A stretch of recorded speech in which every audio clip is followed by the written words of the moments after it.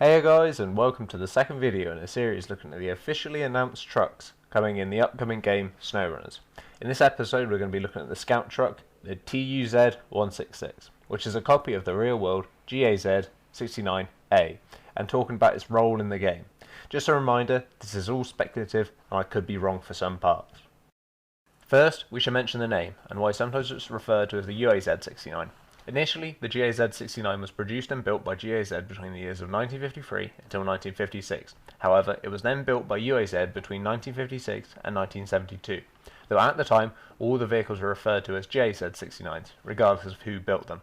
Just like the Lada Cossack, the GAZ-69 was a Russian-built vehicle. However, unlike the Lada Cossack, it was primarily built for the military.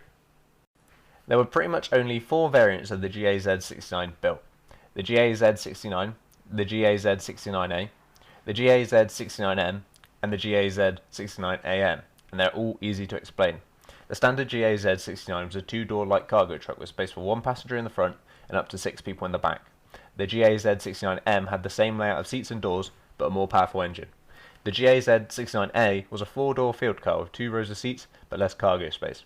The GAZ-69AM was the GAZ-69A with, you guessed it, a more powerful engine. The smaller of the two engines the GAZ-69 series had was a 2.1 litre inline-4 petrol engine that produced 55 horsepower, and the larger was a 65 horsepower 2.4 litre inline-4 petrol engine. These are poor engines befitting the time the truck was designed, and even the GAZ-69M was only capable of a top speed of 62 miles per hour, so I suspect that the TUZ-166 will have access to larger engines in-game.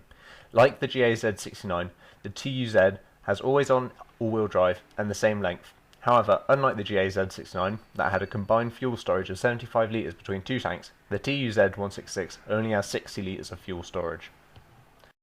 The GAZ-69 series weighs over 1.5 tonnes, had a 3-speed gearbox, always-on all-wheel drive and self-locking differentials, which are represented in the TUZ-166.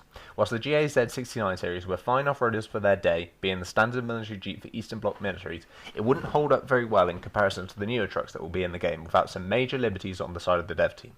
This makes me wonder what this truck's role will be in-game. It immediately seems inferior to the Don 71 in off-roading, with a weaker engine and a heavier weight, as well as a larger size, and is horrendously underpowered to tow anything. So the only logical conclusion is that this truck will be cheap to buy, and potentially the starting vehicle for new games.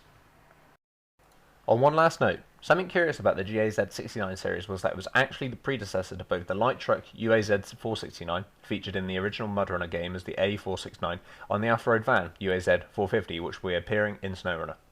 Sorry if this video seems shorter than the last one. The relatively small number of civilian units sold, and therefore comparatively low amount of information I could find about the vehicle, meant that there was less to say here than about the Don 71, but I hope that you enjoyed it and found it informative, regardless.